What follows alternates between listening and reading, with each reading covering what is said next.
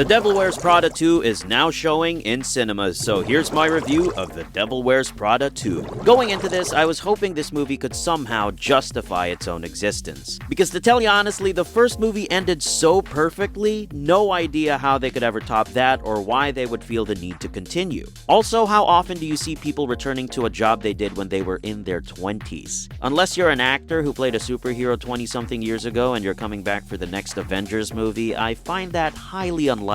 So, did this movie succeed in justifying its existence? I'd say to some degree, yes, because what this movie really is about is the relevance of art and journalism. In a world that's being ruined and taken over by AI, where does that put writers and artists? And I love that this movie tackles that because it's something so relevant and a problem that wasn't really there back in 2006, so of course now is the time to tell this story. Seeing the cast back together was also obviously really fun. In this movie, Miranda Priestley finds herself in a bit of a PR disaster as a sweatshop scandal puts her and Runway in hot water. So Andy Sachs returns to Runway as its features editor to help them get through this mess. Seeing everybody back feels like seeing old friends again. Everybody here has obviously gone on to do bigger things since the first Devil Wears Prada. Like, I'm pretty sure they've all gotten Oscar nominations since the first movie. But they haven't missed a beat playing these iconic characters, and I got this warm, fuzzy feeling seeing the gang back together on screen. This movie was fun, much like the first one, and I really like that Miranda Priestley is still as devilish as ever. They didn't modernize her to be a 2020s PC version of Miranda because you have to remember, she's been in the fashion industry for a long time, and the world of fashion wasn't so inclusive back in the day, so she's still tough and the type of person not to mince her words. She has people telling her that she can't say certain things, and I like that because it stays true to her character and services her arc in this movie. She's an older woman trying to find her place in a world that she doesn't recognize anymore. This movie also has some surprisingly really good emotional stuff. Nigel has a line here that I won't spoil, but when he said that, I was like, hey,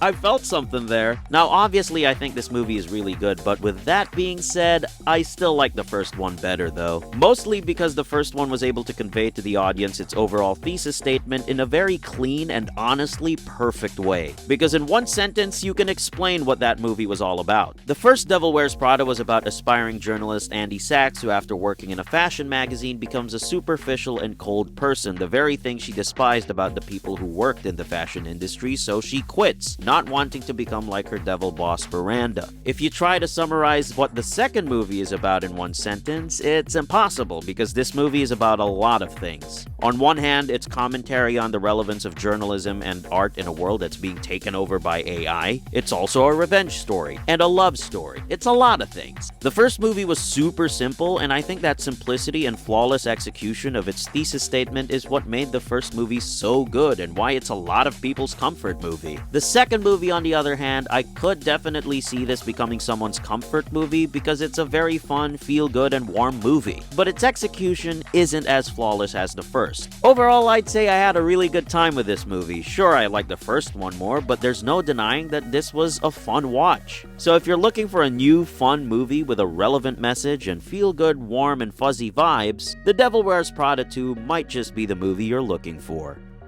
That's all.